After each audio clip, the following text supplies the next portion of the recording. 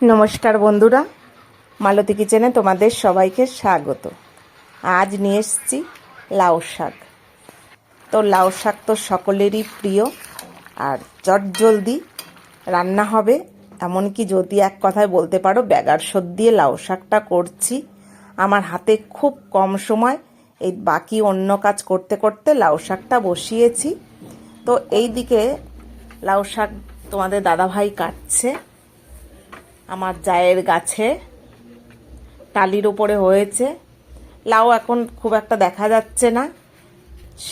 সপ্তাহখানেক আগে 7খানা লাউ পেরেছে, কিন্তু এখন ভীষণ রোদ্দুরে গরমে হয়তো সেই কারণে লাউটা হচ্ছে না, কিন্তু খুব কচি কচি ডগা ছেড়েছে।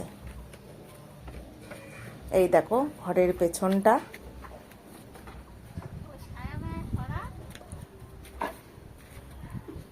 এত সুন্দর করে কাটছে, আমি ঠিক হাতে পাই না, একদম গুছিয়ে কাটতে পারে এইভাবে লগি দিয়ে, কীরকম টেনে টেনে মনে হয় যেন আম পাড়ছে, ঠিক ওইভাবে কাটছে।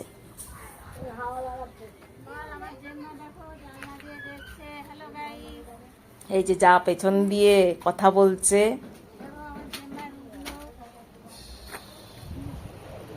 সারাদিন শুয়ে থাকে।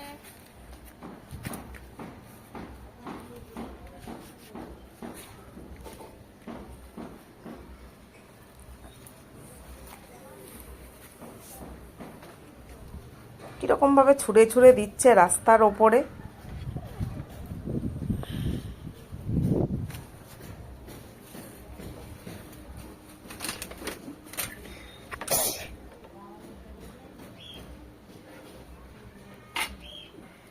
যাক, অনেকগুলো লাউ শাক পেরে দিয়েছে। সবসময় একটু লাউ শাক করে একটু চেঁচাই, বললাম কচি কচি একদম ডগাগুলো কাটবে। সবসময় যদি কাটতে বলি এক গাদা নিয়ে আসবে, আমার অত লাগবে না, অল্প হলেই হবে। আজকে একদম সুন্দর কচি কচি বেছে কাটছে।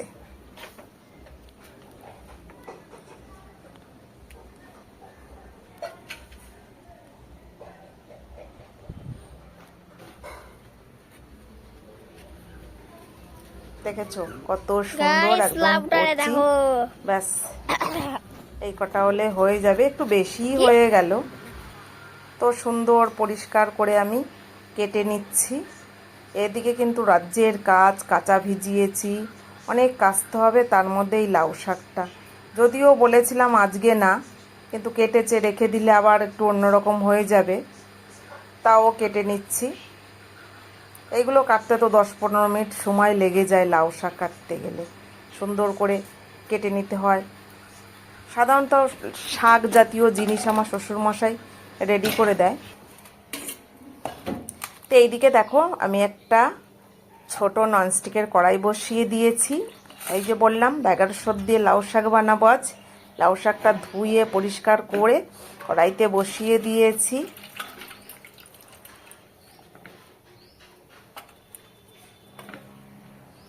একটু আলুও দিয়ে দিলাম। আমি লাউ শাকে শুধু শাক করি না, আমি একটু আলুটা খাই বলে আলুও দিয়ে দিলাম। এখানে হলুদ দিয়ে দিয়েছি, নুনও দিয়ে দিয়েছি।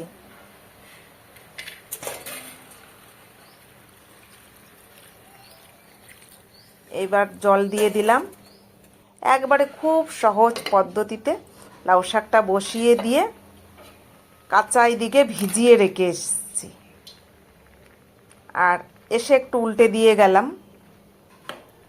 আর ভিডিওটা করছি তোমাদের দেখানোর জন্য। সত্যি মানে এইভাবে লাউ শাক করলে যে এত ভালো হয় আমার জানা ছিল না। আর খুব সহজ পদ্ধতিতে দেখো, আর খুব চটজলদি।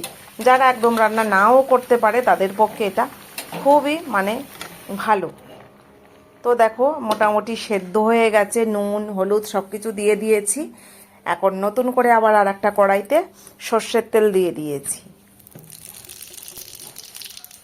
এখানে আমি রাঁধুনি ফোড়ন দিয়েছি, দুটো শুকনো লঙ্কা দিলাম।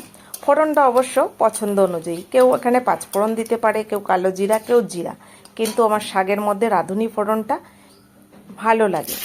তারপরে কিছুটা পেঁয়াজ কুচিয়ে দিয়েছি, বেশ বড় একটা পেঁয়াজ কুচিয়ে তেলের ওপরে দিয়ে দিলাম। আর ভালো করে একটু নেড়ে নেব। কেউ চাইলে হ্যাঁ এখানে ওই যে আমার রসুন ছোলারও টাইম নেই, তাই রসুন ছুলতে পারিনি, এখানে 2 কোয়া রসুন দিলে আরও ভালো হতো। আর কয়েকটা কাঁচা লঙ্কাও আমি এখানে চিড়ে দিয়েছি বেশ তেলের ওপরে ভালো করে এবার ভেজে নেব। বেশ সুন্দর কিন্তু একটা গন্ধ বেরোচ্ছে কাঁচা লঙ্কা পেঁয়াজ ভাজার। যারা আমরা রান্না করি সকলেই বুঝি যে এই ফোড়নটা কত সুন্দর একটা গন্ধ বেরোয়। সামান্য 1 চিমটি হলুদ দিয়ে দিলাম এখানে। হলুদটা দিয়ে আর একটু নেড়ে নেব। যেহেতু আমি নুনটা দিলাম না, আমার আগেই নুন দেওয়া ছিল। এবার যে সেদ্ধ করা লাউ শাকটা এটাকে আমি দিয়ে দিলাম। দেখো কত সহজে কত চট জলদি এইভাবে রান্না করা যায়, যে আমি লাউ শাকটা বসিয়ে দিয়ে নাড়তে হয়নি চাটতে হয়নি। এদিকে আমি অনেক কেচেছি, একদম ঘর দুয়ার মুছে পরিষ্কার করে আবার ওপরে চলে এসেছি। যেহেতু আমি রান্নাঘরটা এখন ওপরে নিয়ে এসেছি, আমার একটু অসুবিধাই হয়। ওপরে রান্নাঘর আর নিচে যদি কাজ করতে হয় খুবই একটা অসুবিধার ব্যাপার। তো মোটামুটি এইভাবে একটু ঘেটে ঘুটে নামিয়ে নিলে হয়ে যাবে।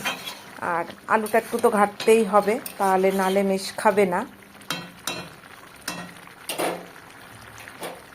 আর এইভাবে লাউ শাক আমি কোনো দিন খাইনি যে পেঁয়াজ দিয়ে। আজকে মনে হলো একটু পেঁয়াজ দিয়ে করছি, কিন্তু খারাপ লাগছে না। বেশ গন্ধটা সুন্দরই বেরোচ্ছে আর খেতেও বেশ ভালো হয়েছিল। তো বন্ধুরা, এরকম বেগার দিয়ে লাউ শাক একবার বানিয়ে নিতে পারো আমার মতন, ভালোই লাগবে। আর ভিডিওটা ভালো লাগলে লাইক কমেন্ট শেয়ার সাবস্ক্রাইব করে দিও। দেখা হবে পরের ভিডিওতে। ভালো থাকো, সুস্থ থাকো, ধন্যবাদ।